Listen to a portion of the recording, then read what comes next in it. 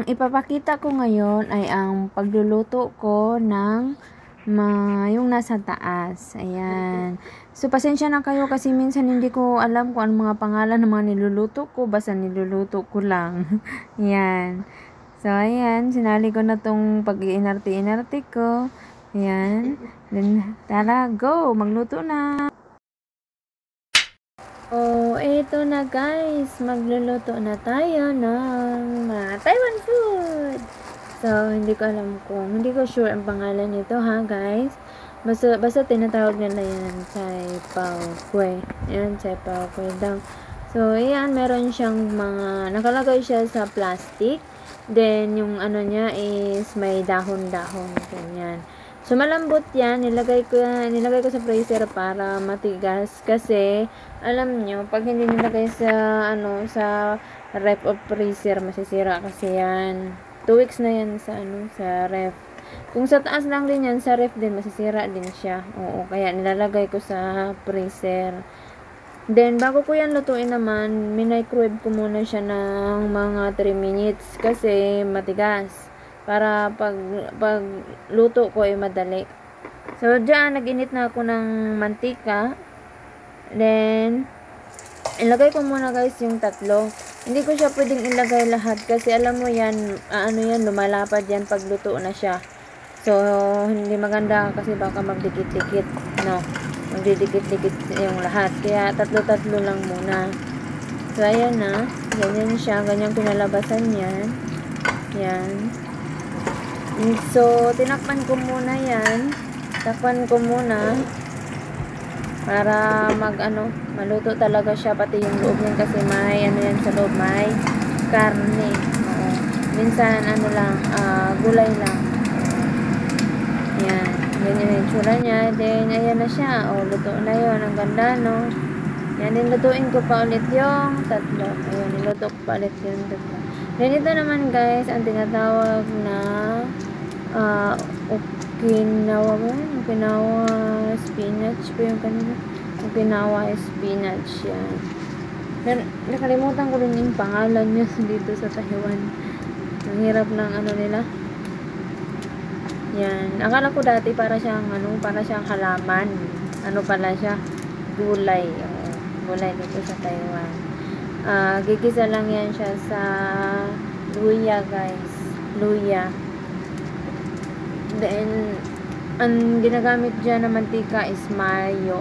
Yung may may amoy na mantika. Ang ganda niya, parang halaman talaga siya. Ayan. Kulay violet, purple. Yan. So guys, mga dahon lang ang kukunin dyan ha. Ang tangkay, tatapon yan. Tatapon yung tangkay niyan. So, ayan na nga. Naghiwa na ako ng luya. Naginit na ako ng ayan yung mayo na tinatawag ko. Tingnan yung itsura niya. Yan yung mayo. Maamoy yan. Mabango yan na mantika. Then pag mainit na, ilagay mo na yung luya. Yes. Halo-haloin kung sa bumango. Then pag ilagay mo na yung gulay. Ilagay mo na yung gulay pag siya. Luto na. Mabango na yung luya. Yes, lagay mo yung gulay. Ganda ng gulay, no? Ganda ng gulay. Pero hindi ko pa, tagaluto ako, tagal ko na dito, pero hindi ko nakakain. Talagang lasa niya. Yan, ilagay mo, parang magic sarap, pampalasa, then asin. Lagyan na din ng asin, kinakamay ko lang kasi hindi ko, natatansya ko pag kinakamay ko. Yan. So, takpan muna natin yan para maluto. Nilagyan ko na kanina ng tubig. Ayan. So, ayan na siya. Luto na siya, guys. Halo-haloin. Kasi ilalim yung luya. Ayan. Ang ganda, no? Purple, pati sabaw. So, ayan na yung itsura niya pag luto na. Ayan na yun. Yan yung gulay naman na ikinisa ko. Din yung, na yan, yung tulya, niluto ko yun sa beer. Yung tulya. Diba? Ang ganda, no? Purple na purple. Yan, special tulya yung isa kasi niluto sa bar. So, ito naman yung nilaga kong mais. Ang lalaki ng mais. Kaya, ang tinakip ko lang dyan is kaldero din kasi ang laki. Hindi maano lahat. Wala kasi kaming kalderong malaki. So, ayan yung mais.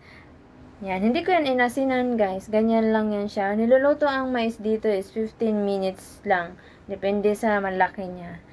So, ito naman guys, ang niluto ko na dilis na may mani, na may siling green. Yan yung sile. Then, ayan yung dilis. Then, mani. Then, bawang. Oo. Pwede din mo din yan lagyan ng labuyo na sili kung gusto mo may kulay red. Then, medyo maanghang. Yan.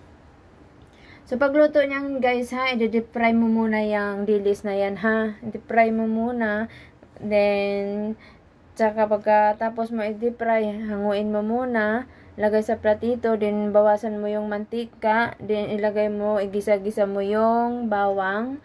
Then, pagkagisa-gisa mo sa bawang, isunod mo na ang mani. Then, kailangan gisa-gisahin mo yung mani hanggang sa bumango siya. Pabanguhin mo yung mani, and then pagkatapos, isunod mo na yung dilis na na-deep fry. Then, pagkatapos ng dilis na na-deep fry, guys, ilagyan mo ng kunting asukal. Ilagyan mo ng kunting asukal para medyo matamis-tamis na maalat. Then, pagkatapos ng asukal, guys, ilagay mo na yung sili, ha? Ilagay mo yung sili. Yan, sili. Ilagay mo yung siling green. So, yung sa amo ko gusto niya malambot kaya nilalagyan ko ng tubig minsan. Pero wala naman siya. So, hindi ko nilagyan ng tubig. Hinahalo-halo ko lang yan. Kaya ako inuna pag niyan. Inuna ko na pag-explain kasi may bantay, may tao sa bahay. Hindi ako maka-video. Hindi ko ma-video yung pag-start sa pagluto niyan. Oo. Kaya ako nag-explain na. So, ayan ha. Yan na yan guys. Yan na. Yan yung mga ingredients no sa pagluto. Ang technique niyan dapat i-deep fry mo para masarap. So ito naman guys yung dahon ng sayote. Dito sa Taiwan hindi sila masyadong sa sayote. Ang kinakain nila is yung dahon. Yan. So ito na yun guys ng paggisa-gisa ko sa dilis. Ayan na yun. Yan yung dilis. Yung paggisa-gisa ko. Yung pagluto ko. Yan na yung itsura niya. Yan. Tingnan nyo maputi. May asukal na yan. Nilagay ko na yan. Ang sarap niyan. Oo. Yan na yun. Hinaan mo yung apoy. Yan. Halo-haloin hanggang sa luto na. Ayan. Ang ganda ng itsura, no? Ang ganda ng itsura niya. Luto na siya. Kainan na. Ang sarap niyan, guys. So, don't forget to subscribe.